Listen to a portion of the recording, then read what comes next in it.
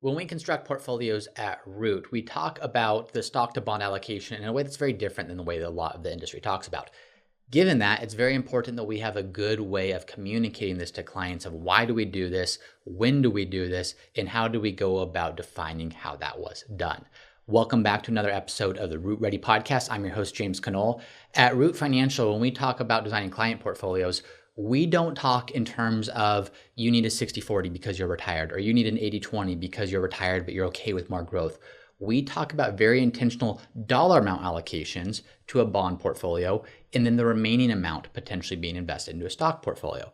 So what I'm going to do in today's episode is talk about why that framework, why does that matter, why does it work, why does it resonate with clients? But then number two, talk about why the specific amounts, talk about some of the research that backs a lot of that up. So when it comes to designing portfolios, specifically for clients who are in retirement or nearing retirement, there's two things that I like to think about. One is risk tolerance, of course, and this is what we're all familiar with. Client fills out a questionnaire. How would you react if this downturn happened versus that downturn happened? Whatever. There's value in that. There's a compliance purpose for that, but that's typical risk tolerance. The other thing, the other piece of that is risk capacity.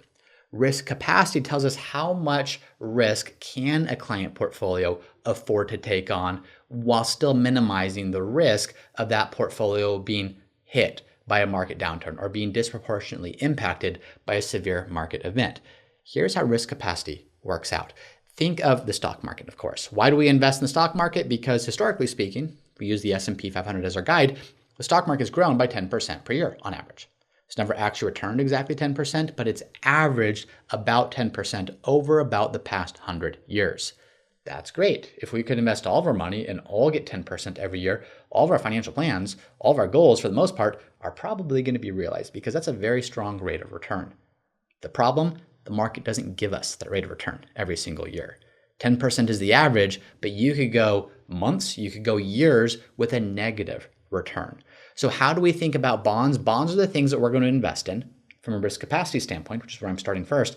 The primary purpose of bonds is to say, how much do we need in this type of a stable, resilient asset class that's going to go up and down in value a little bit, but assuming it's short-term, high-quality bonds, how much do we need there to insulate against a downturn?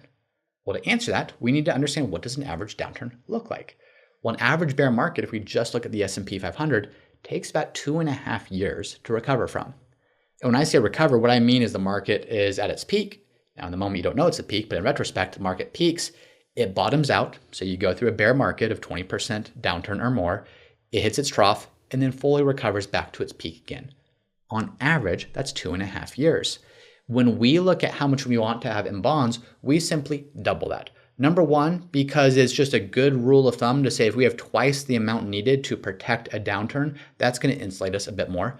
But also because when you look at the worst cases in the S&P 500, it's been a little over 5.5 years that you've had a bear market, that you've had a market that hasn't fully recovered to its peak.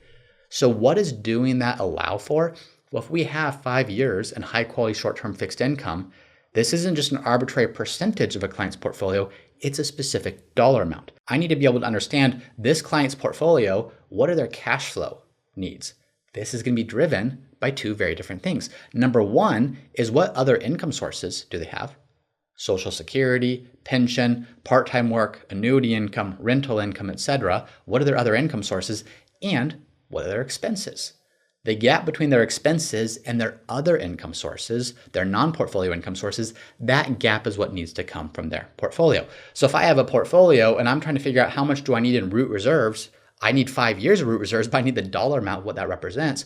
Well, they have $1 million portfolio and they want to spend, let's say, $60,000 per year, and they have $20,000 per year coming in from Social Security, for example. $40,000, that difference, that's what needs to come from their portfolio. So what I would do is I would work backwards and say, okay, 40,000, we need 5 years of that.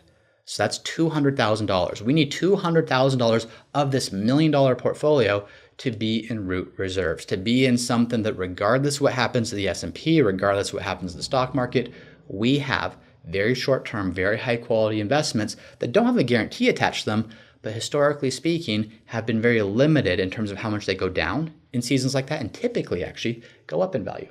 So that not if, but when that downturn happens, we know we have this other bucket of money that could last us for at least 5 years, allowing us to weather that storm, allow us to meet our income needs without having to sell our great stock investments, allowing time for them to recover. So that's the first thing that we think about is from a risk capacity standpoint, we need a minimum amount in bonds. We need a minimum amount in root reserves to be able to protect against those time periods while still allowing us to invest the remainder potentially into growth investments, into stock investments. Now notice how this math changes. Use those same numbers. Person has $1 million.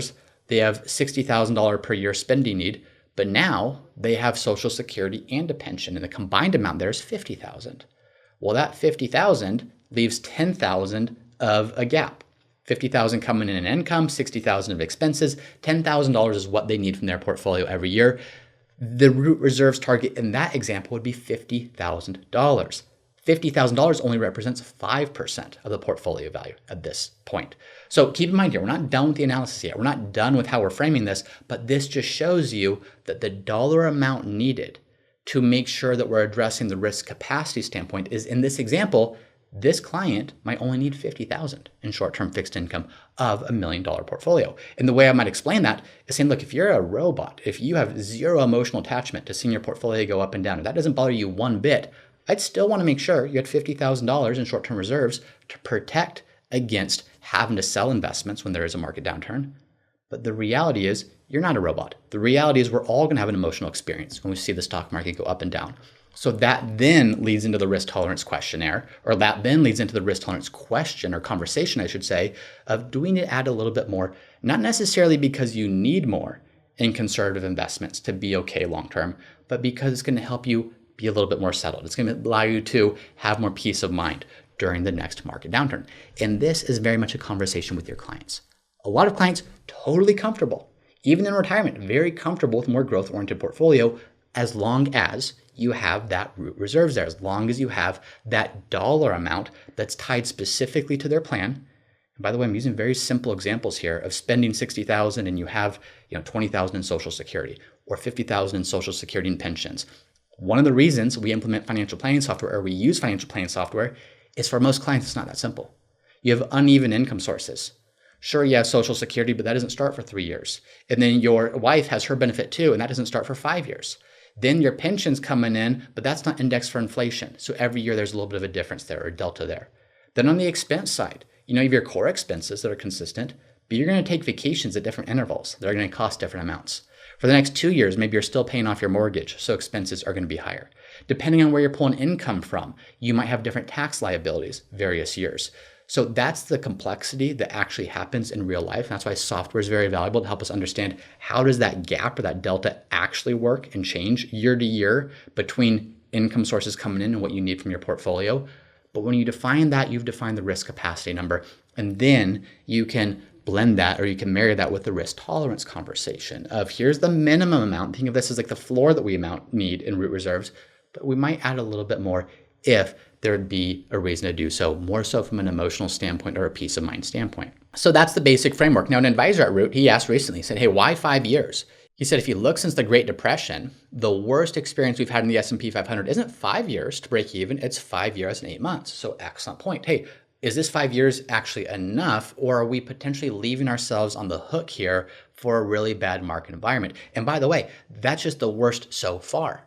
If a client's retiring and has 30, 40 years in front of them, it's not inconceivable that there's going to be a worse time period over the next 30, 40 years as there has been over the last few decades. We're just using history as our guide. We're not trying to assume that we can predict that's going to be exactly the same going forward.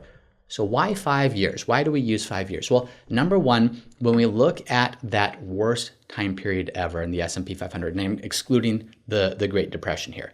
Great Depression, a little bit unique, separate podcast for a separate time. But yes, that was a horrible event. And yes, it took much longer than 5 years to recover.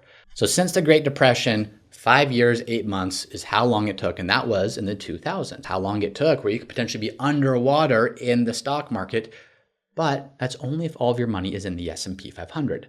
So let's look at some data around that. And by the way, as we're talking about this, these are things that we should be sharing with clients. When I was in Toastmasters, one of the ladies that ran it, she was a longtime professional speaker. And the thing that she would hammer home all the time was this. She would say, facts tell, stories sell.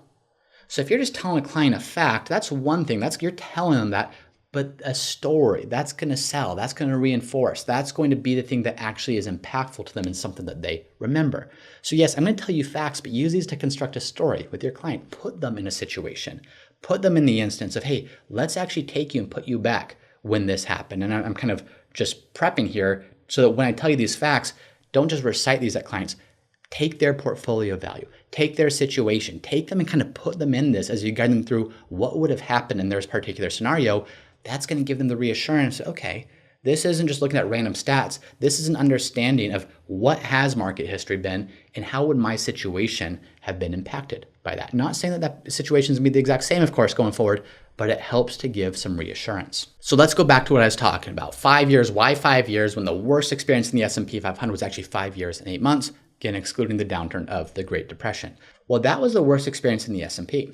And if our portfolios, if the equity portion of our portfolios was only the S&P, we might need more than 5 years there. But if we're diversifying, not just on large cap US stocks, but also small companies, also international developed markets, also international emerging markets, also real estate, as we're doing that, the reason we're diversifying, one of the reasons that we're diversifying is it's going to shrink what some of those worst time periods look like in terms of how long it takes to fully recover. If you look at the worst 5-year stretch in the S&P 500 since the Great Depression, it started in March of 2004 and it ended in March of 2009. Now you can see where I'm going with this. March of 2009, that was the end of the 07-08 meltdown after the market had hit its trough and started the recovery time period. So that downturn, that 5-year experience, the market lost 5% per year over those 5 years. That was March 2004 to March of 2009. Now, if you look at a global portfolio over that time period, so yes, you're still heavily invested in the US, but you're also owning international investments, etc., your experience was you were down 2.4% over that same time period. Not a great experience, still actually a really poor experience, but it lessened the blow. Now that doesn't seem like a whole lot, 2.5% per year, but keep in mind that's average over 5 years. That's an annualized rate over 5 years. If you extrapolate that out, losing 5% per year for 5 years, that's a total return of negative 23% over that time period. Versus losing 2.4% for 5 years, that's a total return of negative 11%. So only a 2.5% or so difference per year, but that led to having your losses cut by more than half. Instead of losing 23%, you lost 11%. Again, still not a great experience, but being diversified lessened the blow of that. And it still didn't fully protect over those 5 years, but what it did is it really minimized, it really took some of the just hit out of that really bad downturn in the S&P 500 and buffered you a little bit. So let's take a big step back here. Let's look at that. 5 years. If our goal is actually to be able to protect against selling stock investments over that 5-year time period, we've still failed. Yes, being in a global portfolio helped to buffer the experience a little bit. You were down 11% as opposed to being down 23%, but it still didn't fully insulate it. That's what it would seem if you're just looking at the facts. Going back to what I said before, let's paint the picture. Let's invite the client into a story here. That seems like maybe the 5-year time period didn't quite accomplish its goal. And by the way, that 5-year time period, part of that science, part of that is just you don't know what the market's going to do next. We have no idea what the future holds. So that 5-year time period, part of it is just a nice round number that should cover a lot of this. So part of that is more a round number. A good part of it is science and research, but keep that in mind. There's not a perfect way to say, here's the exact amount we need in all these, simply because we don't know what the market is going to do next. But going back to what I mentioned, facts tell, stories sell. I just told you those facts, but let's now walk through a story of what that actually looked like. Let's go back to 2004. Well, we know that the next 5 years are pretty bad.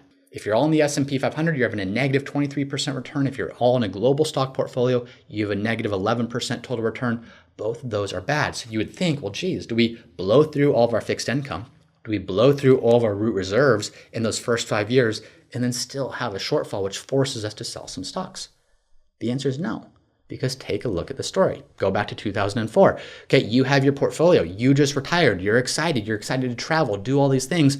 2004 comes, and what actually happens is you're up 16% in your stock portfolio. And by the way, I'm just looking at the ACWI index here. So a global index, this is of course not a specific client, but just to give some perspective.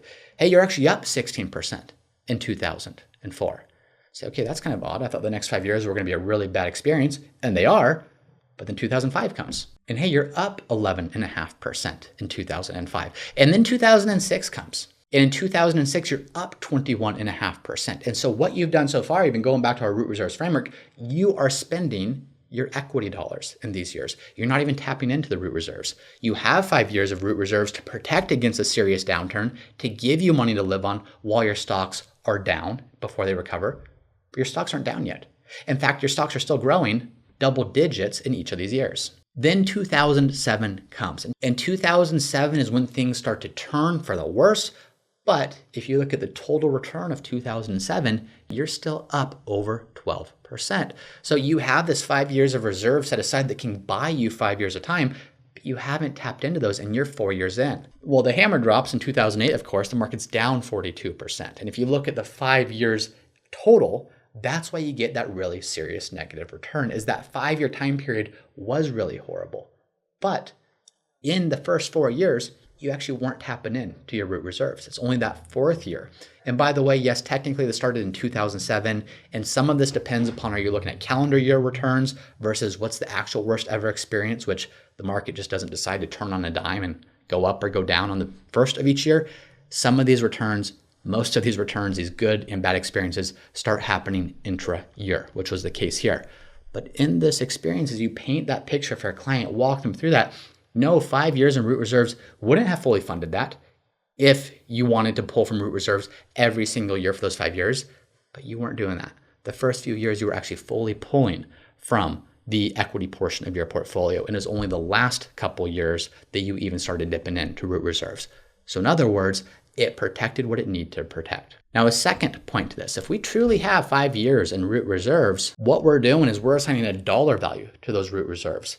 The coupon payments from those bonds is not really factored in to that initial dollar amount that we're setting in. And because we're using software to do this, so we're looking at Right Capital, and Right Capital it's saying, here's the net flows that are going to be required for the next 5 years. Those net flows are already factoring in inflation. So yes, you could say, okay, well, the bonds are going to go up in value, but that's just going to offset inflation. Keep in mind, the net flows, what we're matching these assets to, the liabilities we're matching these assets to, have already factored inflation in. So when we look at the fixed income portion, when we look at the root reserves portion, yes, that's 5 years from a nominal standpoint, but it's actually going to be more in a lot of cases. And it's actually going to be more because there's coupon payments on those bonds. And typically, not always, but typically, when there's a really bad market event, the type of event that would cause us to start drawing from bonds as opposed to drawing from stocks, those are usually going to be years where on average, bonds are actually going up in value even as stocks are falling. If we take the 5-year time period that we just looked at, for example, if you just look at an aggregate bond index, it was up over 4% over that 5-year time period. To be exact, it was up 4.2%. So not only are we avoiding spending our stock investments that have lost a lot of money when an 07, 08 type of event happens, but the portion of the portfolio that we are spending is actually going up in value. The root reserves are going up in value. And the way we stagger that is it's not all just the aggregate bond index, of course. We like to have very short duration fixed income, then some less short duration, but still short duration fixed income. And we kind of tailor that or stagger that to have maturities that are increasingly lengthening so that we have 5 years and can, for the most part, align when we might need it with shorter durations or shorter maturities for part of our root reserve, and then stagger that or ladder that up. But because of the way that's structured, that 5 years of root reserves tends to be more than 5 years when you factor in coupon payments on top of all that. And then finally, the last thing to keep in mind here is what I mentioned before. Of some of this is not a perfect science. In fact, most of this is an imperfect science, simply because we're just looking at what happened historically and we have no idea what's going to happen going forward. But Nick Murray, and by the way, if you're an advisor that does not read Nick Murray, stop listening to this podcast and go subscribe to Nick Murray's newsletter. It is paid, but it is a fantastic resource for all advisors. But if you have not read him yet, make sure you do so. He has an excellent point that he makes. He talks about having 2 years set aside in cash and having all of your portfolio being invested fully in equities. And his point, he has different triggers for when he talks about pulling from the cash versus pulling from the equities, is he says, look, you're not going to get this perfectly right. So what if you pull and drain all of your cash and the stock market's still down? What you're trying to do is simply buffer against the worst of it. Think of this as like being an airbag in a car. Think of this as being like something that's just buffering the worst of the impact. We just need to survive this to be unscathed and be able to continue moving forward. We don't need to be in a position where we fully avoid every last market downturn. That's going to be impossible. But if we have engineered our portfolio, if we've structured our portfolio such that we have the ability to be flexible of where do we pull income from and how can we be intentional about that? So when markets are falling, we're not touching our stock investments. When stocks are rising, that is generating the income that we need. But his point is, and it's a point that we should all be making to our clients, is the goal of this is not to say you're never going to go through a downturn. We're not always going to be able to just draw from the thing that's perfectly at its peak, hasn't dipped at all below its all-time high. That's not realistic to think.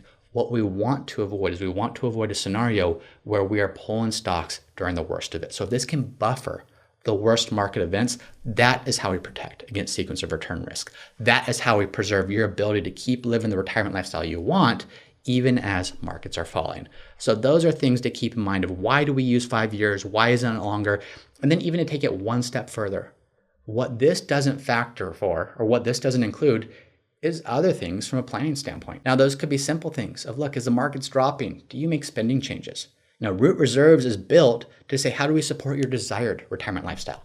If things get really, really bad, do we say, can we hold off on taking that trip? If things get really, really bad, do we say, you know what, can we freeze spending? Maybe not give ourselves an inflation adjustment next year. If things get really, really bad, do we even cut spending a little bit just temporarily to make your assets last? So those are things that would stretch the effectiveness of having Root Reserves, even if it's not fully covering the full duration of the downturn. Other things too, from plan standpoint. Maybe you plan on collecting Social Security at 70 and your client at 63. Well, if there's a really, really serious downturn, sometimes there is a good case to be made of, do we collect Social Security early so it starts to put less pressure on your portfolio, allowing more of your portfolio to compound and grow as opposed to starting to draw it when markets are at their lowest. So this is just a general framework that we use. And to recap, Root Reserves is our goal, or it's our intention of saying, how do we not just look at risk tolerance, but also fully understand risk capacity, and actually start with that as a starting point. Once we have risk capacity, then we can also understand your risk tolerance to build the portfolio that's right for you. From there, why do we use 5 years? Well, we use 5 years because typically that's going to cover most downturns, especially when you factor in the fact that we're not just fully invested in the S&P. And then also keep in mind that during market downturns, fixed income on average tends to go up. Also keep in mind the fact that this isn't designed to perfectly protect against everything. It's designed to buffer the blow. It's designed to help insulate from the worst effects of a market downturn. And then finally, as a planner, are there other things you can look at doing? Helping your client understand what expenses to maybe temporarily cut. Can we change our Social Security strategy to mitigate some of the downturns or some of the impacts from a market downturn? So that is why and how we implement Root Reserves the way we do. Thank you for listening. If you are enjoying the show, please leave a review on Spotify or Apple Podcasts. If you're listening to the podcast, check it out on YouTube too. Root Ready is the show name. You can find it there. You can watch instead of just listening. Thank you as always for tuning in, and I'll see you next time.